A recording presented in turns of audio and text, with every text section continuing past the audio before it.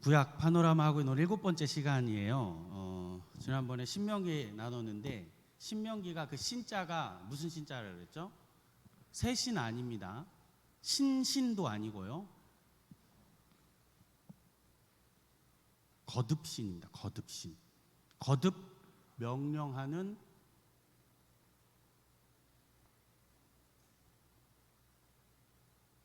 거듭 명령하여 주는 말씀이다. 신명기입니다. 두 번째 율법이라 그랬잖아요. 모세가 마지막 유언하는 거죠. 신명기에 프레임이 하나 있다 그랬어요. 기억나세요? 순종하면 축복, 불순종하면 저주. 이 프레임이 신명기 안에 있습니다. 그게 유대 사회에 쭉 일러오는 이어져 온 하나의 세계관이죠. 그다음에 신명기는 우리가 뭐라고 기억해야 하냐면 기억하라입니다. 기억하라. 하나님의 행하심을, 하나님이 이루어주심을, 하나님의 역사하심을 remember me, 나를 기억하라. 신명기는 예수님의 신약 광야 시험지의 답안지다 그랬잖아요. 6장과 8장에 마귀가 시험한 그 답안지가 신명기 안에 있다. 그래서 이렇게 얘기 드렸습니다.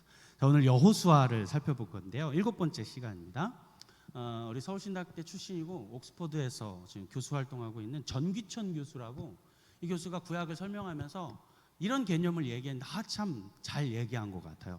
여러분, 구약 39권을 어떻게 우리가 보냐면 도서관이다 이렇게 생각해 보는 거예요. 도서관. 자, 그래서 도서관이다 생각하고 이 사람이 도서관이라는 말을 잘했던 것 같아요. 그래서 우리 도서관에 이렇게 진입을 하잖아요. 구약 39권으로 이제 진입을 하는 거예요. 그 첫 번째에 뭐가 있냐면 여기에 모세 오경이 있습니다. 아시잖아요. 창세기, 출애굽기, 레위기, 창세기, 출애굽기, 레위기, 민수기, 시면 모세 오경이 있어요.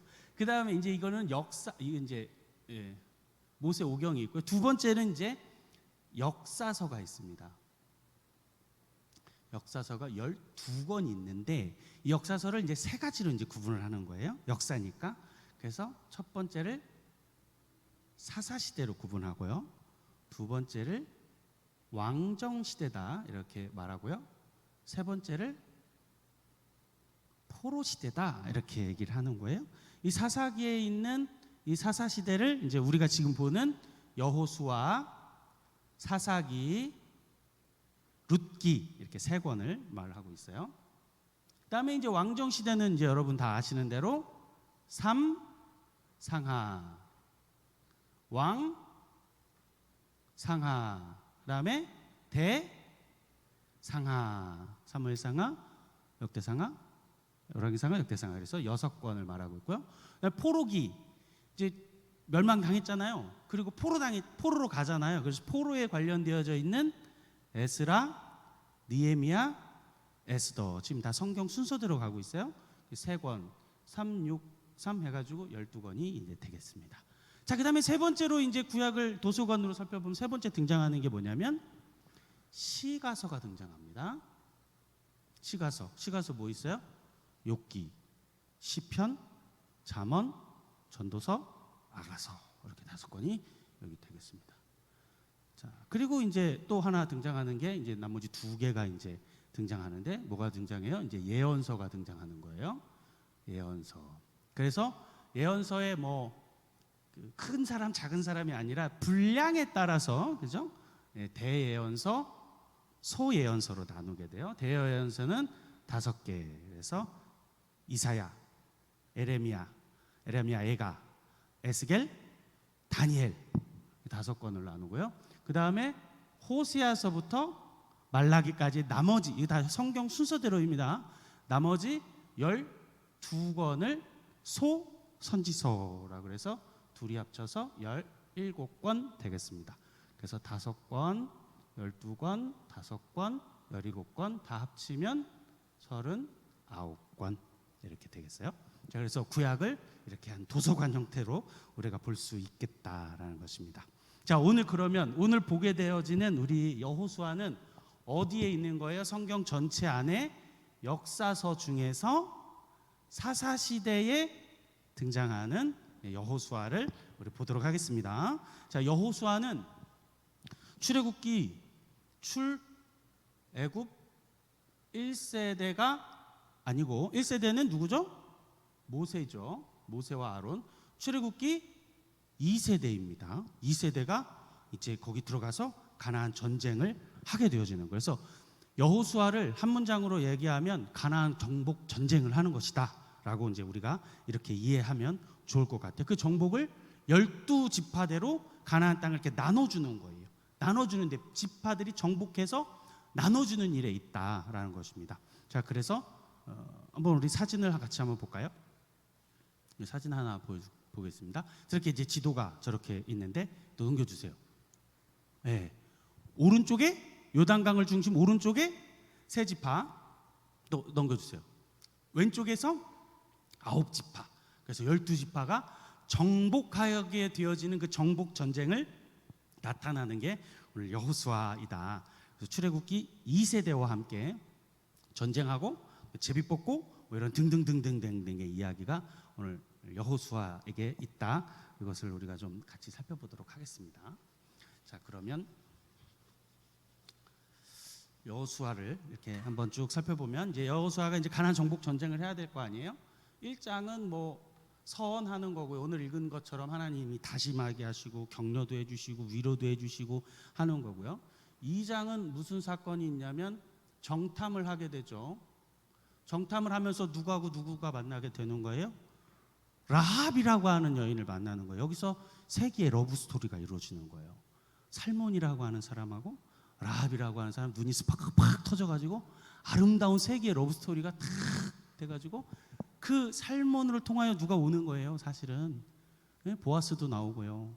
보아스를 통해서 예수 그리스도가 오고 이새와 오벳의 아버지를 통해서 다윗이 나오는 놀라운 스토리가 여기 있는 거죠. 그래서 3장과 4장에서 뭐가 나와요? 여리고를 이제 요단을 건너 여리고가 아니고 요단강을 순종하면서 건너게 되고요. 그 5장으로 넘어가면 길갈을 밟게 되는데 길갈은 우리가 뭘 의미할 수 있냐면 길갈은 할례를 하는 것이죠. 할례. 육의 할례, 마음의 할례를 하게 됩니다. 그리고 6장과 7장에서 드디어 여리고를 정복하죠. 여리고의 정복은 우리가 생각할 때 순종과 침묵의 훈련을 하는 것입니다. 주가 말씀하시는 그 침묵을 하게 되죠. 그리고 8장에 가면 그 승리에 도취돼 가지고 여호수아가 교만하게 되죠. 아이성 사건이 일어나게 되고요. 9장에서는 또 속이는 사건이 하나 일어나는데 기브온 사건이 일어나게 됩니다. 자, 그렇게 되고 11장까지가 이제 남쪽을 다 정벌하게 돼요.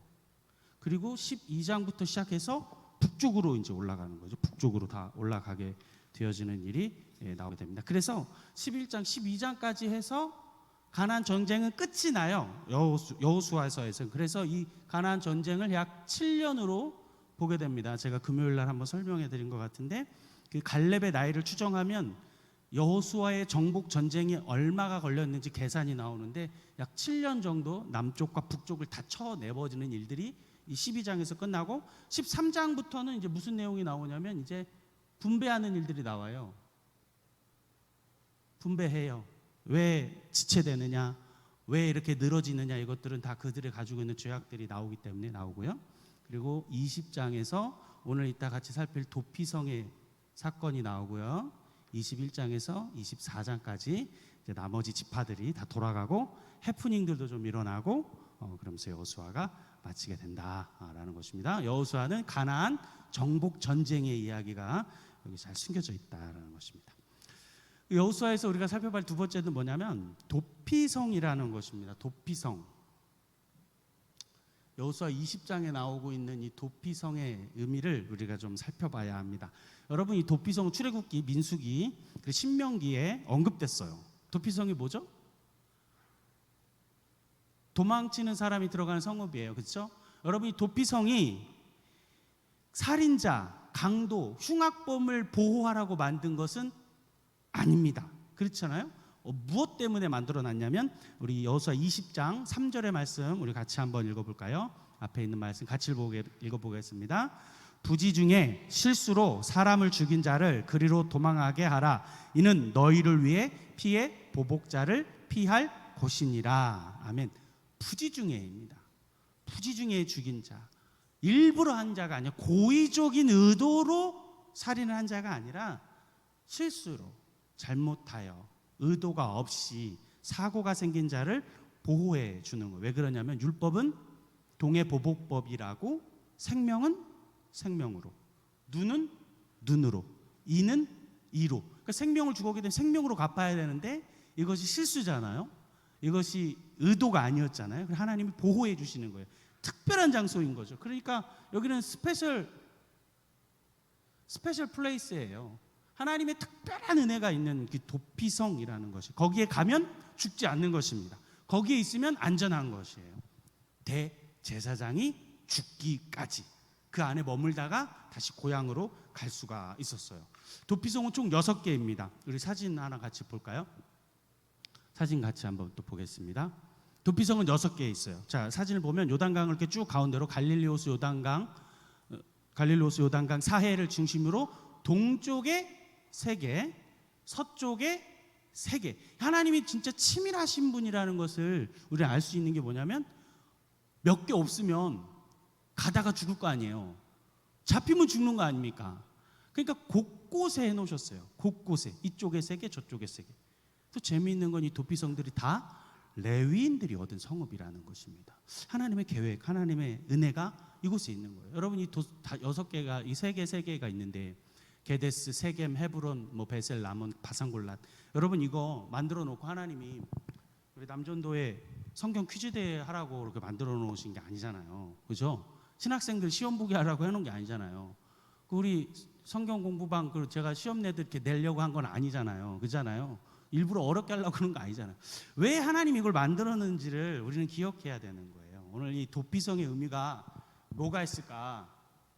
첫 번째, 죄인이 가는 곳입니다. 여러분, 도피성은 죄인이 가는 곳이에요. 살인한 자가 가게 되어지는 거예요. 여러분, 그러면 우리는 깨달을 수 있어요. 우리 모든 인간은 죄인이라는 것이죠. 아담 할아버지로부터 시작해서 그 첫사람, 그 범죄에 대한 죄가 계속해서 이어지고 있잖아요. 그 죄를 해결하신 분이 하나님의 아들 예수 그리스도이죠. 하나님이 우리를 너무 사랑하시는데 우리를 반드시 심판하셔야 하는 그 문제를 무엇으로 해결하셨습니까? 이 하나님의 공의가 반드시 심판하셔야 하는데, 이 심판의 문제를 해결하셔야 하기 때문에 이 심판의 문제를 그분의 사랑으로 표현하셨는데, 이 사랑이 뭐예요? 예수 그리스도를 통하여서 해결하셨다는 것입니다. 여러분, 이 도피성은 죄인들이 가는 것입니다. 여러분, 인간인 죄인된 우리의 도피성은 예수 그리스도께로 가야 하는 줄로 믿습니다. 여러분, 이 도피성은 예수 그리스도라는 거예요. 죄인된 우리가 가야 하는 곳이죠. 죄인된 우리가 반드시 가야 하는 것이에요. 여러분, 두 번째, 도피성이 주는 의미가 뭘까요? 그곳에 가면 산다라는 것입니다. 그곳에 가면 반드시 삽니다. 여러분, 거기에 가면 행악자가, 그를 죽이려고 하는 자가, 보복자가 따라오지만 죽일 수 없습니다. 절대 죽일 수 없습니다. 그곳을 벗어났으면 죽여도 돼요. 실수든 부지든 그 안에 머물고 있다가 밖으로 벗어났으면 죽여도 되는 거예요. 죽여도 됩니다. 여러분, 다윗 왕이 자기를 저주한 시므이에게, 솔로몬에게 당부하잖아요. 벗어나면 죽이리라. 예루살렘 안에만 머물러 있어요. 그런데 시므이가 자칫 잘못된 딴 데로 가잖아요. 종 찾으러 갔다가 바로 죽임 당하잖아요. 마찬가지입니다. 안에 머물며 있으면 사는 거예요. 벗어나면 죽는 거예요. 사랑하는 여러분, 우리는 예수 그리스도 안에 꼭 붙어 있어야 합니다. 여러분, 요한복음 15장에 포도나무 비유가 나오잖아요. 여러분, 우리는 겹붙임 받은 가지입니다. 그 줄기 안에 머물러 있어야 되거든요. 이 줄기 안에 머물러 있지 않으면 천냄당하는 거죠. 양분을 빨아들일 수가 없는 거예요. 그래서 에레미야가 고백하는 건 생수의 근원, 샘물 근원 되어주신 우리 하나님 앞에 벗어나면 안 되는 것이죠. 거기에 가면 살기 때문입니다. 예수 그리스도 도피성 되어지는 그 분께로 붙들려서 사는 것입니다. 생명 대신 예수께서 사는 거죠. 도피성에서 말하고 있는 세 번째는 뭘까? 대적자가 침범할 수 없다입니다. 침범할 수가 없다는 것입니다. 예수 그리스도의 보혈의 공로에 있으면 침입되어지지 않는 것입니다. 여러분, 마귀는 있잖아요, 우리를 육으로 해할 수가 없습니다. 다이렉트로 해할 수가 없어요. 반드시 단계가 있어야 되고요, 매개체가 있어야 되는 거예요. 그래서 유혹하고 미혹하잖아요.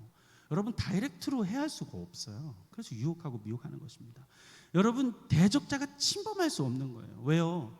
이 구약의 도피성은 누구를 상징하고 있냐면 예수 그리스도를 의미하고 있기 때문에, 이 예수 그리스도를 상징하고 있는 도피성 안에 있으면 우리가 대적자가 침범할 수 없는 강함이 있는 것입니다.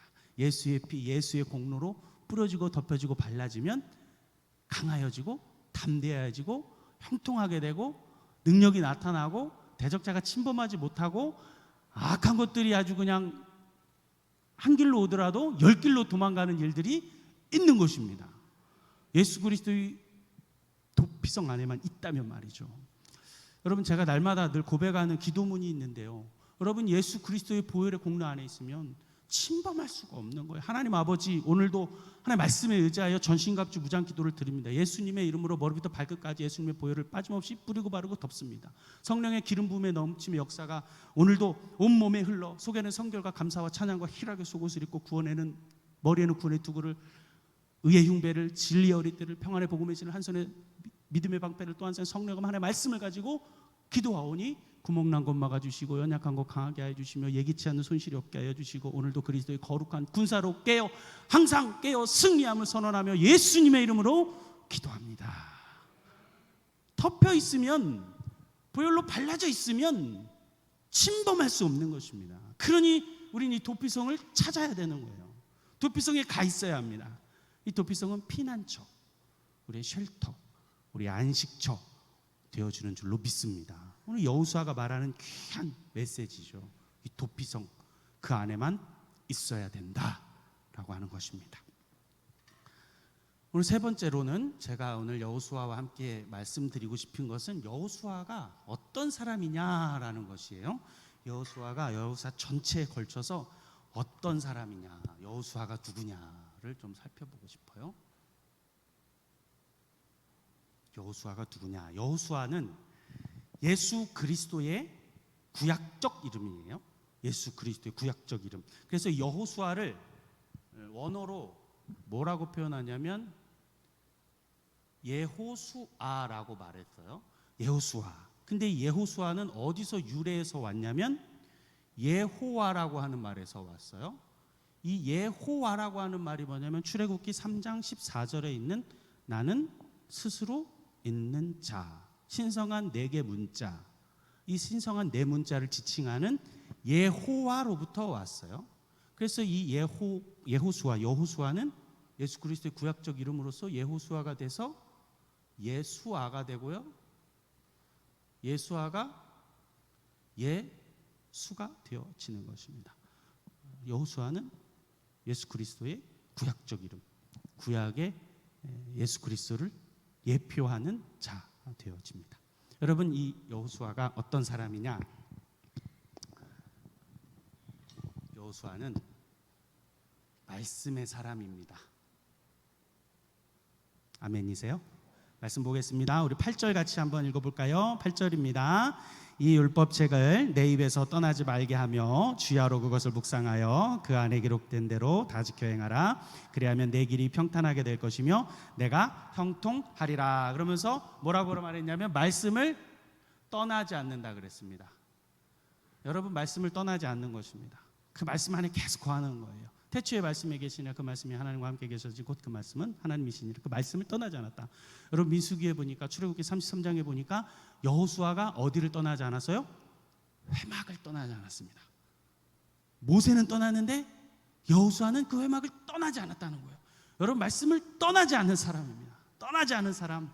여러분, 또 그 8장에서 또 뭐라고 말했냐면 주야로 묵상하는 사람입니다. 말씀을 묵상하는 거예요. 묵상이라는 말은 여러 가지, 하가, 시야흐, 여러 가지 말이 있는데, 말씀을 읽다, 말씀을 보다, 말씀을 읊조리다, 말씀 공부하다, 말씀을 통독하다, 다 하게 되어지는 거예요. 여러분, 말씀 묵상한다는 것은 조용한 시간에 그 말씀 계속 보는 것입니다. 계속 그 말씀을 읽는 것입니다. 조용한 시간에 하나님의 말씀을 또 다시 되뇌기는 묵상하는 거죠. 큐티하는 것이죠. 그리고 듣는 것입니다. 하나님의 말씀 듣는 거예요. 여러분, 솔로몬이 아직 솔로몬 망가지기 이전에 솔로몬이 어떤 마음으로 하나님 앞에 갔었냐면, 하나님 앞에 1,000번째 드리고 나서 솔로몬이 구한 게 있었어요. 솔로몬이 뭘 구했을까요? 지혜 구했어요. 그렇죠? 지혜도 구하고 뭣도 구하고 다 구했어요. 근데 지혜 이전에 솔로몬을 잘 알 수 있는 게 뭐였냐면, 역대하에 보면 그 말씀이 정확하게 나타나 있어요. 솔로몬은 듣는 마음을 구했어요. 듣는 마음을 구했단 말이에요. 듣는 마음. 여호수아는 묵상하는 사람, 듣는 마음으로 말씀 계속 듣는 거예요. 말씀 듣는 사람. 그리고 세 번째 뭐냐면, 그 여호수아 8장에 의해서 지켜서 행하라는 것입니다. 말씀의 사람인데 그 말씀을 지켜 행하는 거예요. 사랑하는 여러분, 야고보서가 말씀하고 있는 것처럼 신앙은 행동하는 거예요. 신앙은 결정하는 거예요. 이건 그냥 깨우침이고, 들은 거를, 읽은 거를, 묵상한 말씀을 행하는 것입니다. 지켜 행하는 거예요. 사랑하는 여러분, 여러분 자녀들이, 손주들이 학교 학원 다니잖아요. 학교 갔다 오면서 공부하고 올게. 그러면 이제 우리는 뭐라 그래요? 그래, 공부 잘하고 와. 그러잖아요. 집에 갔다 돌아오면 뭐라 그래요? 공부 잘했어. 그러잖아요. 여러분, 근데 학교 가서 공부해요? 공부해요? 솔직하게 해보세요. 학원 가서 공부해요? 이게 뭐라는 거야? 저 목사님이 지금 자꾸 그러는 것 같은데. 학원하고 학교하고 학원 가서 공부를 하냐고요? 한다고요? 해요, 안 해요? 아니, 말을 해봐요. 해요, 안 해요? 안 하죠. 제 말 잘 들어보세요. 듣고 오죠. 듣고 온단 말이에요. 이해하시죠? 듣고 와요. 요즘 그래서 EBS든 뭐든 유튜브 틀어보세요. 요즘에 공부 방법의 지금 핵심 이 공부 방법 뭐예요? 자기 주도 학습 아니에요. 학교하고 학원 가서 사실은 엄밀히 말하면 참 죄송해요. 사실은 엄밀히 말해서 공부하는 게 아니라 듣고 오는 거잖아요. 그렇죠? 듣고 오면 공부는 언제 하는 거예요? 자기가 이제 하는 거예요. 듣고 온 거는 이제 자기가 풀어보고요. 듣고 온 공식을 이제 외워가지고 자기가 푸는 거죠. 이해하시죠? 지켜 행하는 거예요. 들은 말씀을, 묵상한 말씀을, 내가 은혜 받은 말씀을 자기 주도로 내가 지켜서 행하는 게, 이게 진짜 키워드인 것입니다. 이 말씀을 지켜야, 이 말씀을 행해야 그때 기적이 일어나게 될 줄로 믿습니다. 그러면 8장에서 무슨 일이 일어나느냐? 평탄할 것이다 그랬고 형통하다 그랬습니다. 여러분, 말씀을 떠나지 않고 묵상하고 지켜 행하니까 당연히 오는 것이 평탄과 형통이잖아요. 제가 창세기에서 계속해서 말씀하고 영적인 공식이 하나 있다 그랬잖아요. 하나님과 함께하면 어떤 일이 일어난다고요? 형통하다 그랬잖아요. 여러분, 당연한 것입니다. 하나님의 이런 일들이 있는 것이죠. 두 번째, 여호수아는 말씀의 사람이었고, 두 번째는 어떤 사람이냐면 새벽의 사람입니다. 여러분, 새벽의 사람이에요. 여호수아는 계속해서 새벽의 사람입니다.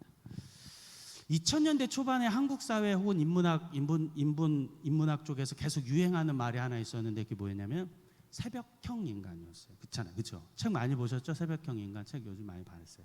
요즘에 어떤 4시 30분형 인간 이런 것도 또 새롭게 나왔어요. 새벽형 인간이 그때 그렇게 유행했었어요. 그렇죠?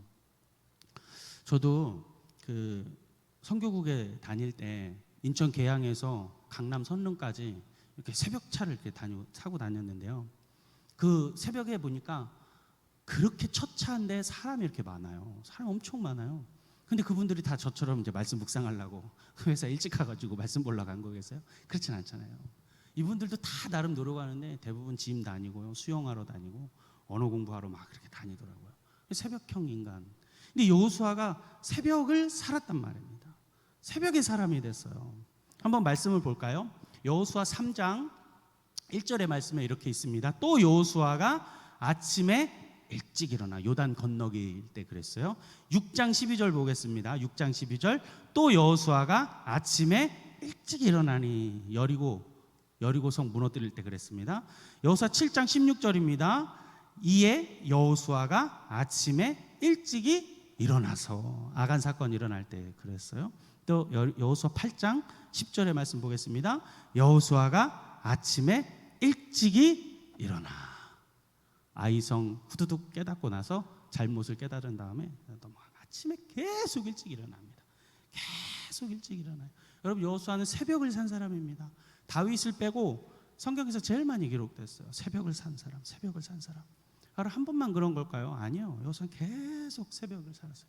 하나님의 영으로 충만했던 여호수아는 그 깨어 아침에 말씀을 묵상하고 아침에 깨어 하나님 앞에 나아가서 하루를 시작하고 그 백성을 다스리는 장군으로서, 리더로서, 총사령관으로서 말씀을 시작해서 말씀으로 다스리고 말씀으로 하나님의 말씀을 이어갔다는 것입니다. 여러분, 새벽을 산다는 말이 뭐죠? 새벽을 산다는 말은 어떻게 하면 새벽 살 수 있습니까? 가장 단순하죠. 새벽을 살려면 어떻게 해야 돼요? 늦게 안 자면 돼요. 늦게 안 자면 됩니다. 그럼 새벽 살 수 있어요. 제가 청년 사역하면서 진짜 느꼈는데, 청년들은 10에 8, 9은 오전에 전화 안 받아요. 오전에 전화 받는 청년들을 본 적이 없어. 직장 다니는 애들 빼고. 여러분, 당연합니다. 지금 이 세상이 올빼미 세상이기 때문에 밤에 할 게 많고요, 밤에 볼 게 많고요, 너무 많아요. 일찍 잘 수가 없어요. 근데 새벽을 살려면 일찍 자야 돼요. 영국 속담에 있잖아요. 일찍 일어난 새가 먹이를 일찍 먹는 거죠. 그럼 새벽에 하나님을 깨우고 새벽에 하나님의 말씀을 보고 새벽에 깨어 말씀 묵상하고 그 고요한 시간에, 그 새벽에 가장 맑은 시간에 하나님을 찾으면 하나님 그때 많은 말씀들을 여러분에게 하실 줄 믿습니다. 하나님 나에게 언제 왜 말씀 안 하시지? 새벽에 일어나서 새벽 기도하고 말씀하고 기도하고 말씀 한번 봐보세요. 말씀 안 하시나 하시나. 다짐하겠습니다. 하나님 새벽에 말씀하시죠. 새벽에 잘 살려면 어떻게 해야 돼요? 유혹을 이겨야 됩니다. 유혹을. 무슨 유혹을 이겨야 돼요? 야식의 유혹을, TV, 인터넷, 유튜브의 유혹을, 핸드폰의 유혹을. 제가요 이 유혹을 깨보려고요 페이스북 페이스북 잘하지도 않고 SNS 많이 하지도 않아요. 다 끊어버렸거든요. 다 탈퇴시키고 마크 주커버그 너무 마음에 안 들어가지고 이놈 시키 하면서 다 끊어버렸는데, 새로운 복병이 나타났잖아요. 유튜브 얘가 아주 그냥 새로운 복병이어가지고 저를 계속 유혹하고 그래요. 새벽을 살으려면 야식의 유혹과 우리의 핸드폰과 모바일의 유혹을 단칼에 꺾어야 사는 거예요. 이게 안 끊어지면 새벽기도 절대 못 나옵니다. 안 돼요, 안 돼. 그렇게 살 수가 없어요. 새벽을 산 사람입니다. 마지막, 여호수아는 어떤 사람일까요? 끝이 아름다운 사람입니다. 여러분, 끝이 아름다운 사람이에요. 마지막이 아름다운 사람입니다. 제가 성경 인물 중에 여호수아와 다니엘을 제일 좋아하는데, 이 여호수아는 그 끝이 아름다웠어요. 끝이 아름다웠습니다. 끝이 아름다워야 합니다. 마지막이 좋아야 합니다. 유종의 미를 거둬야 하는 거예요. 여러분, 여호수아도 근데 실수해요. 인생에 딱 2번 실수합니다. 언제 실수할까요? 기브온 사건 때 하나님 앞에 묻지 않아요. 또 언제 실수할까요? 아이성 할 때 묻지 않아요. 묻지 않고 그냥 교만해가지고 하나님 앞에 나가지 않아요. 그래서 원망 듣는다 그래요. 물론 이렇게 2번의 실수, 딱 2번이에요. 2번 실수했지만, 근데 그가 왜 끝이 아름다운가? 왜 끝이 아름다운 사람이 되는가? 한결같았기 때문이에요. 충성스럽게 살았기 때문입니다. 우리 말씀 보겠습니다. 여러분이 너무나도 잘 아는 말씀이죠. 여호수아 24장 15절의 말씀 다 같이 한번 저기 읽어볼까요? 시작. 오직 나와 내 집은 여호와만 섬기겠노라 하니. 여러분, 그때 당시는 가나안을 지금 넘어가기 직전 넘어가고 정복했잖아요. 그리고 이제 여호수아가 출애굽 2세대였다가 바뀌어요. 출애굽 3세대로 바뀌는 거예요. 이제 사사기가 되면서. 여러분, 그 가나안에 살면 수없이 많은 음란한 신들과 이방 신들이 잔뜩 있었습니다. 섬겼고요. 이미 넘어갔고요. 이미 옆구리 가시가 된다고 하는 말씀대로 옆구리 가시가 다 됐잖아요. 다 못 죽여가지고, 진멸을 못 해가지고. 근데 그렇게 섬기고 있는 중에도 마지막 24절 15절에 유언을 하면서 뭐라고 하는 거예요? 그래, 니들은 그렇게 살아. 니들은 그렇게 살든 말든 알아서 해. 근데 나와 내 집은 여호와를 섬기겠노라 라고 하는 고백이잖아요. 그 바알과 아세라와 황소와 음란한 많은 신들 앞에서 그래도 끝까지 신앙을 지켰고, 끝까지 믿음을 지켰고, 끝까지 하나님을 붙들고 산 사람이라고 하는 사실을 여러분 기억하시기를 바랍니다. 여러분 솔로몬을 보세요. 그렇게 그렇게 명예를 하나님 앞에 듣는 마음을 구했다 그랬잖아요. 얼마나 좋아요. 얼마나 예쁜 사람입니까? 근데 그 말미가 좋지 않잖아요. 여러분 솔로몬 좋아하지 마세요. 하나님 저버린 사람입니다. 완전히 돌아선 사람이에요. 그래서 솔로몬의 지혜를 말하는 게 아니라 다니엘의 지혜를 말해야 돼요. 성도들은.